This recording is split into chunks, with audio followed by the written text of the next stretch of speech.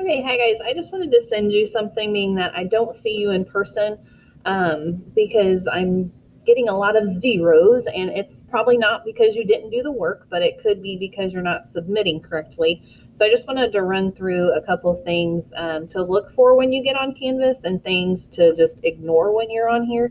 But the first thing, when you sign into Canvas, you should click Dashboard, okay? And then your screen should look something like this with all your classes, all these boxes. I know some of you have like the lines with the courses, and to me that is so confusing. So if you need help on setting it up like this, just let me know. But you should always go into the individual classes. Don't ever look at the to-do list, because everything, even if it's ungraded, goes to the to-do list, and it clogs it up.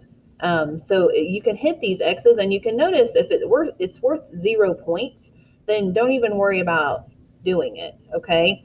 At least for now. I'm not saying don't go through this stuff when you're in the module for the day, but if this is clogging up and it's distracting you, and you see that it's not worth any points, that it might just be practice, or it just might be a lesson of some sort, go ahead and X out of it. Okay.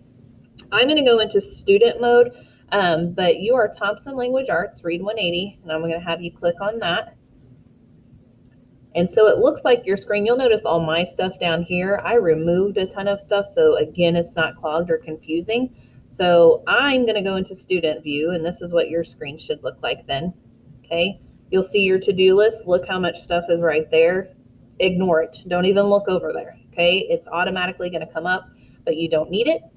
The first thing when you pull up my class is to click on modules.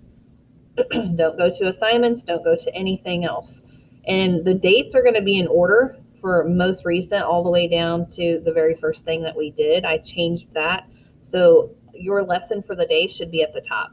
You want to look at the date, and then underneath that is the assignment and the lesson. So I'm going to click on that just to show you what I'm trying to do now to make it a little more simplified. You'll notice there was only one link there. I've been using Pear Deck, so it's a little more interactive, and I don't have to upload other assignments. But your Pear Deck will ask you first, like, you can skip it, or you can tell me how you're feeling for that day.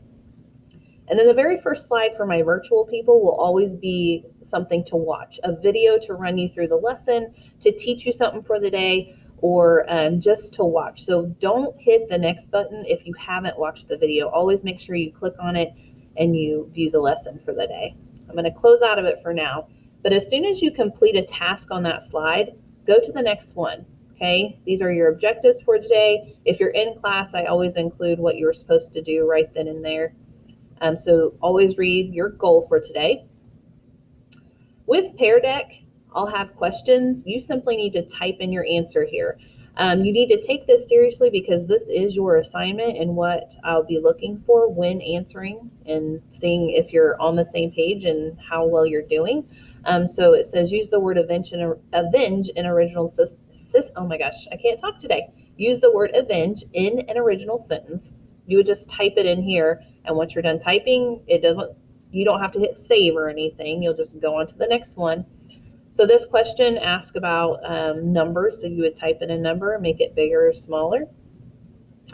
The real books that were sent home, if you picked up your materials, you can do this in the real book, or you can just do it right here on the slide. It's either way is fine. It's important to know the vocab. I've given you the definition. It's up to you to use it properly in a sentence. And what's great with this is that it gives you sentence starters. So you can just says, what is one situation that you have learned to accept? I have learned to accept the fact that and then you would finish that sentence. I want you to type in that whole entire thing right here to the side. Okay, so that's another one for today. And then we'll usually do a reading in the book each day that goes along with the workshop. And this is all about Abraham Lincoln and finding his killer, and just during that time period. So the first reading is, who was John Wilkes Booth? I have a couple review questions, so it's multiple choice here. See if you get it right. On the next slide, it says, if you click on the headphones, I am going to read it to you. So these headphones right here reads the article to you the first time, you can refer back to it as many times as you want. So that's what's great about this too. You can go back if you realize, oh wait, I did something wrong. You can listen to this as many times. If you want to read it by yourself, you can. This is the rotations that I put up each day for the kids so they can see what they are supposed to be doing. And once again, in your real book, you'll notice that this same question is right off to the side on that page, and this is 195. But you are more than welcome again to answer the question right here.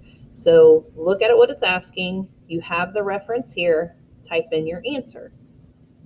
This one is a highlighting one, so you would simply just pick a color and you can highlight your answer there. I know it kind of goes over. This one right here is actually the highlighter, so you just highlight the answer. Okay, if you want to type something in, you can. This is another question for you to answer. And then these slides right here, if you have not taken SRI for me, you cannot get into your software. But this is just a reminder to set a timer, and you need to get on software. It's required for this class. And then when you're done with that, you would go and you'd choose a book and you would read for 20 minutes. And then last but not least, we always have a wrap up for the day. You need to answer the question off to the side. Because we've had so much vocab lately, I have done a Quizlet that can be used to study and that kind of stuff. So your last slide, it will ask you to submit this Pear Deck. So make sure you go all the way through and click submit. And then you're done for the day. Okay. I want to go back to just one more thing. And I know this is a long one, but I want to make sure that you are getting the correct information here. I'm going to go down to the one that a lot of people didn't turn in, and it was upload document here. And this one's on August 18th. If you see that you have a 0 for this assignment, how you submit is clicking this submit assignment first, and then you upload, and you'll go to your Google Drive and just pick something from your drive to upload. And then I don't have it on mine because I'm in student view, but there will be one more little blue button that says submit, and you need to click submit in order for it to go through Canvas. So again, some of you might be doing the work, but if you don't click that blue submit button, I don't get it. So my suggestion to you is to go back through those assignments in Skyward that have a 0, go back into Canvas and find it, and click that submit button if you're done. Okay, I know that was long. If you have any questions, I just want to make sure that you're getting on the right things and going to the right spots because I don't want you to get behind. So feel free to email me and have a wonderful day.